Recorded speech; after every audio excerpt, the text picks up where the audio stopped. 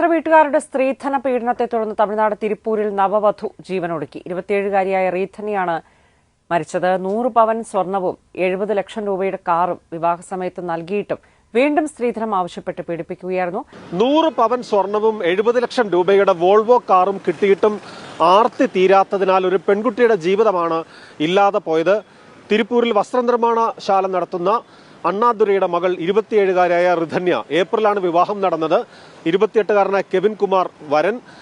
വിവാഹത്തിന്റെ 10ാം ദിവസം മുതൽ സ്ത്രീധനം കുറഞ്ഞുവെന്ന പേരിൽ കെവിനും ഭർത്തൃമാതാവും പിതാവും ഈ പെൺകുട്ടിയെ നിരന്തരം ഉപദ്രവിച്ചിരുന്നു എന്നാണ് ഇപ്പോൾ വ്യക്തമാകുന്നത്.